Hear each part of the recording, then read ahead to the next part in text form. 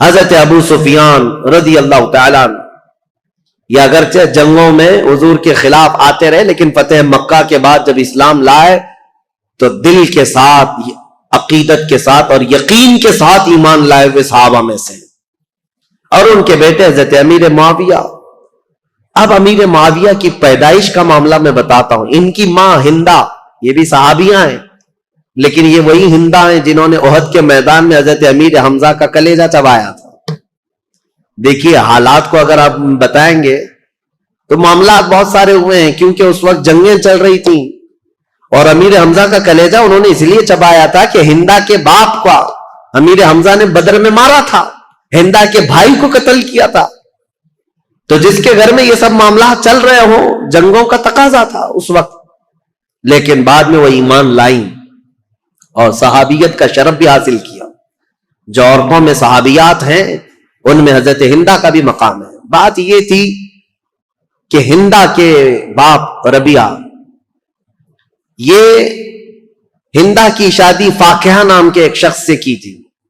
فاقیہ بڑا امیر آدمی تھا، مکہ کا رہنے والا، اور وہ ایک مرتبہ اپنے بیوی ہندا کے ساتھ بیٹھا ہوا تھا، اور اس وقت جتنے شاعر آتے تھے دور دراز سے وہ فاقیہ کے پاس آتے، وہ سب کو پیسے بہت لٹاتا تھا۔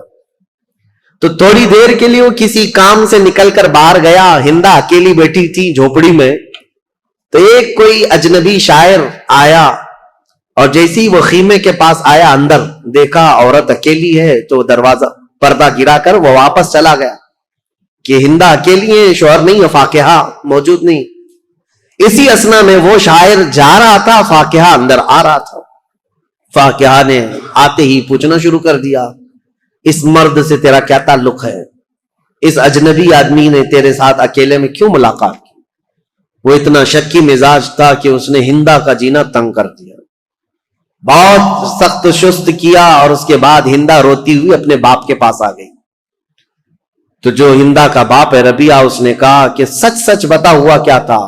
تو ہندا نے کہا جو اس وقت ان کے خداؤں کی قسمیں وہ کھاتی تھی سب کھائی۔ کہا کہ میرا دامن پاک ہے، میں نہ اس آدمی کو جانتی ہوں نہ پہچانتی ہوں، مجھے تو یہ پتا بھی نہیں کوئی آیا تھا، یہ تو میرے شوہر نے بتایا کہ کوئی آ کر کے بھی گیا ہے یہاں پر۔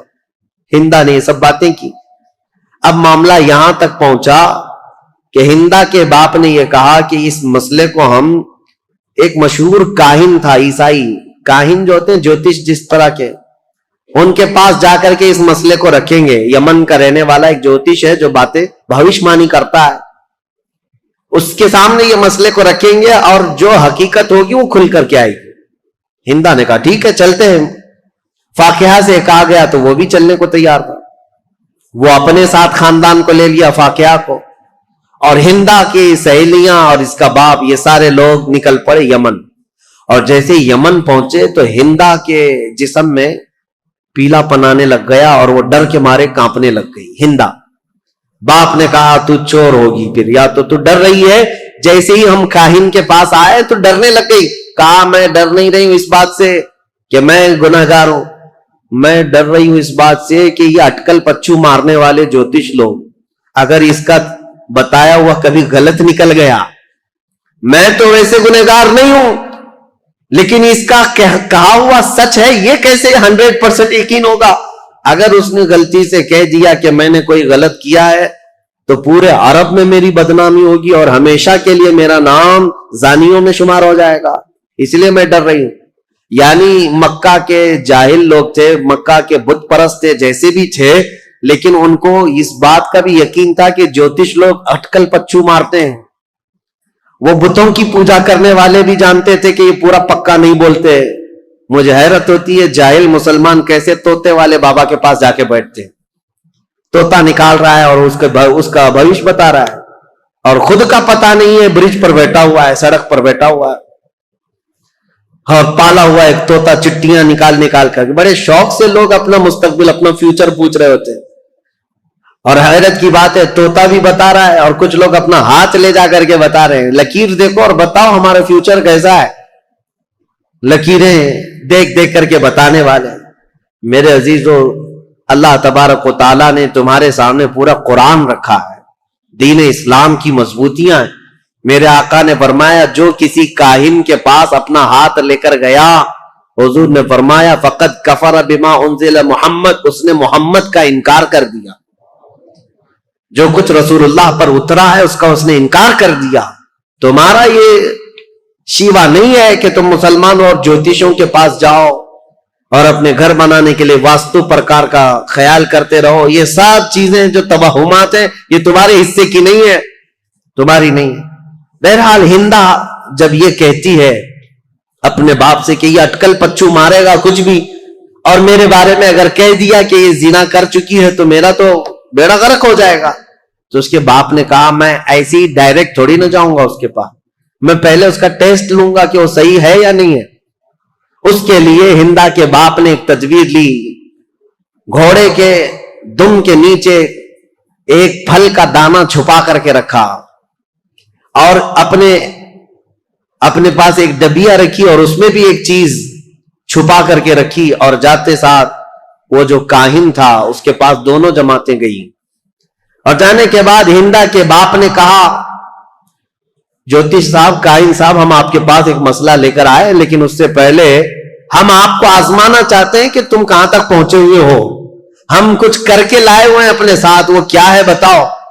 उस ज्योतिष ने कहा कि तुम जहां आने से पहले अपने जानवर की पूंछ के नीचे एक दाना दबा करके आए हो।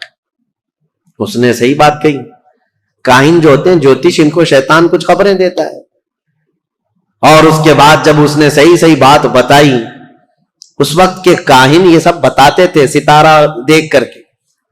तो हिंदा के बाप ने कहा देखो हमने जो टेस्ट लेना था वो उसमें पक्का निकला है। उसके बाद कहा उस ज्योतिष से कि अब ये बताओ हम क्या मसला लेकर के यहां पर आए हैं। इसमें एक औरत के बारे में ये इल्जाम है कि इसने जिना किया है अजनबी मर्द से। तो कहा औरतों को यहां बिठाओ। कई औरतें थी, वो सबके पास जाता था, सूंघता था, किसी के कंधे को मारता था। उसके बाद एक एक औरत को इस तरह से मार मार के अलग किया। जब हिंदा की बारी आई तो कंधे पर मारा और उसके बाद कहा खड़ी हो जाओ। और जैसी हिंदा खड़ी हुई कहा कि यह औरत बिल्कुल पाक और साफ है, इसने आज तक कोई दूसरे मर्द से कोई बदकारी नहीं की। ऐ लोगों, मैं तुम्हें ये बात भी कहता हूं कि यह हिंदा पाक है, अपने शौहर के बिस्तर कोई अमानत को इसने बचाई है। और यह भी मैं तुम्हें कहता हूं अनकरीब इसके घर में एक बेटा पैदा होगा जो पूरे अरब का बादशाह होगा, उसका नाम मुआविया होगा। ये काहिन ने पहले ही ये खबर भी दे दी। अब जैसे ही हिंदा की पाकी और बरत उसने बयान किया तो जो शोहर था फाकिहा जल्दी से आ गया, आजा मेरी बेगम, साफ है तू, पाक है। हिंदा ने झटक कर कहा ऐसे शख्स के पास तो मैं आप जिंदगी भर नहीं जा सकती, मुझे इससे तलाक चाहिए। और इसके बाद जब ज्योतिष ने कहा है कि मेरे पेट से एक बेटा पैदा होने वाला जो बादशाह होगा, मैं तो ये चाहती नहीं कि ऐसे शक्की आदमी से कोई बादशाह पैदा हो, मैं ये चाहती नहीं हूं। तो फिर हिंदा के बाप ने तलाक करवा दी, खत्म हो गई। हिंदा जैसे ही मक्का वापस आई तो हिंदा से हजरत अबू सुफियान ने निकाह कर लिया। उस वक्त ये ईमान लाए हुए लोग नहीं थे। अबू सुफियान ने निकाह किया और अबू सुफियान और हिंदा के निकाह से हजरत अमीर मुआविया पैदा हुआ।